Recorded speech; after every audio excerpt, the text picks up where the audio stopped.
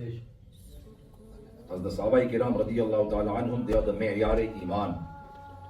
Their lives, their blessed and unparalleled lives, Bemisal, Benadir lives, which were full of Ithar and Qurbani, of sacrifices, of Mali Qurbani, whether migration was needed, they did not hesitate to do hijrah, and even what we strive to protect most of all, our life, they would even sacrifice their life.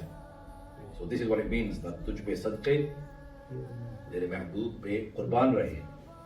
And Tujh pe sadqe means that you sacrifice all your desires over the obedience of Allah. To do the itaat of Allah, you do not allow your nafs to come in between. You abandon your desire for being obedient and give obedience to Allah Azza wa Jal, preference over your own desires. And then he says, Kuch rahe ya na rahe, whether something remains or does not remain. Meaning that whether you lose your mal, your wealth, whether you lose your wife and children. He says, par ye dua hai ke Amir, his name was Amir, Naza ke waqt salamat mera iman hai. That at the time of Naza, the time of death, when I am leaving this dunya, then may my iman remain intact. May my iman remain salamat, means that may I die with iman.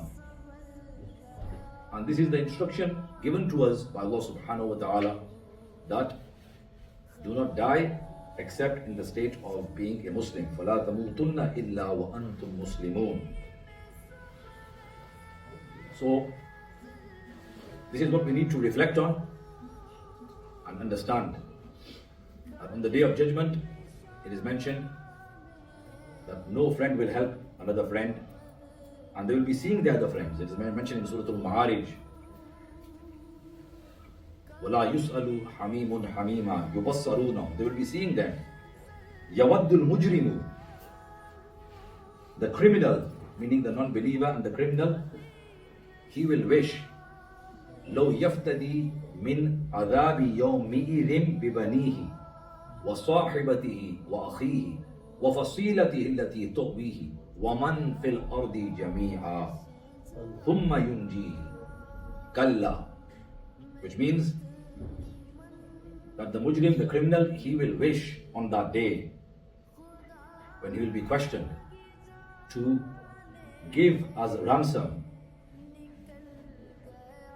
his sons. He will be ready to give his sons, so that he may be protected from the punishment on that day, on the Day of Judgment. He will be ready to give his sons and his wife, وَصَاحِبَتِهِ وَأَخِيهِ, and his brother, وَفَصِيلَتِهِ الَّتِي تُؤْوِيهِ, and that family member of his who provided him with shelter to protect him from worldly problems. And whatever is in the earth, all that, अगर वो तमाम अशिया का जो ज़मीन पर है उसका मालिक होता तो वो सब कुछ देने के लिए तैयार है, कहीं मेरी जान छूट जाए अजाब से. वमन फिल अर्दी जमीआ थुम्मा युंजी. But it will be said, no, nothing. Nothing will protect you today. For him is the blazing fire. Innaha lagha. And the Iman, it is so important that when our friends and family, they carry us to the graveyard, to the cemetery, they take us there. And then they come back, they return. But what goes with you inside your grave is your Iman. Your Iman and your good actions. They go with us into our grave. And it is the Iman that if a believer ended up going into the hellfire, then his Iman will be there with him. When he will be punished or chastised, purified from his sins. As ulama have written that the punishment is only for the kuffar. For the Muslims, it is their tathir, they are being purified from their sins in the form of chastisement, so that the aludgi and the stains of sinning is removed from them.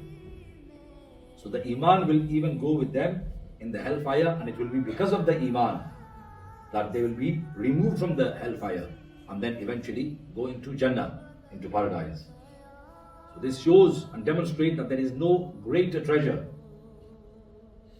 no greater ni'mah, blessing than Iman, as a person becomes in a state of Aman. Eternal peace is acquired from the eternal punishment of Allah. So the eternal punishment of hellfire, a person acquires peace and salvation and protection from that by having Iman. So the Iman is the be-all and end-all for every believer.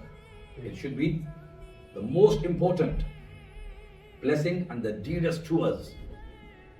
But unfortunately, people do not understand this. And this is the greatest treasure. It surpasses one's wealth, one's family. And on the Day of Judgment, it is also mentioned that the kuffar, they will be in a state of immense regret. And they will wish that they had become dust. They'll say, Ya laytani kuntu turawa.